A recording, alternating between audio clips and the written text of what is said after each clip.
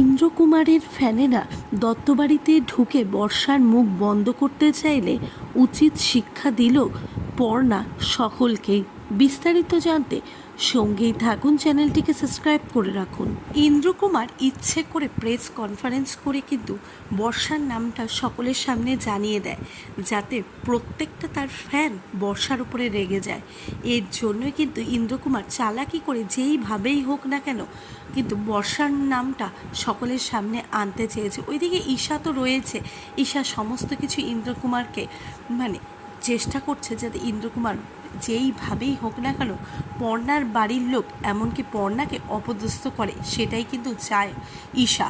ঠিক এই কারণেই সে ইন্দ্রকুমারকে সাহায্য করেই যাচ্ছে। আর ওইদিকে ইন্দ্রকুমার কিন্তু লাইভ নিউজে রাইভেল চ্যানেলের সাথে বসে এই প্রেস কনফারেন্সটা করে, যাতে সকলে মিলে জানতে পারে যে বর্ষাই তার পেছনে লেগেছে, সে কোনো কিছুই করেনি, এগুলো সব ভুলভাল এলিগেন্স আনা হয়েছে তার বিরুদ্ধে।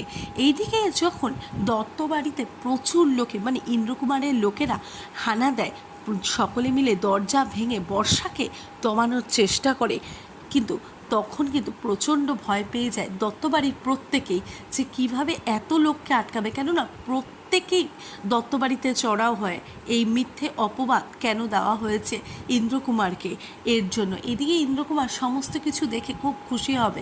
এরপরে কিন্তু সবার বিরুদ্ধে এসে রুখে দাঁড়াবে পর্ণা।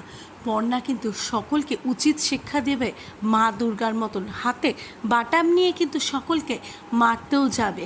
এরপরে সবাই ভয় পেয়ে যাবে, কিন্তু এইভাবে তো তাদের দমানো সম্ভব নয়। আসল সত্যিটা তো পর্ণাকে বের করে আনতেই হবে। তাহলে শেষমেশ কি পর্ণা পারবে আসল সত্যিটা বের করতে? কেননা পর্ণা এতদিন যত ওই অসাধ্য কাজ হোক না কেন সেটা কিন্তু পর্ণা বের করে ফেলেছে।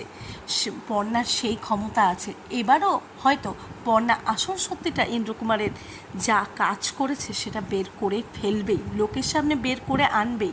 আর বর্ষার সম্মানটাও পর্ণাই বাঁচাবে। আপনাদেরও কি সেম মতামত যে ইন্দ্রকুমারের শাস্তি হওয়া উচিত? প্লিজ আপনারা আপনাদের মতামত অবশ্যই কমেন্ট বক্সে কমেন্ট করে জানান।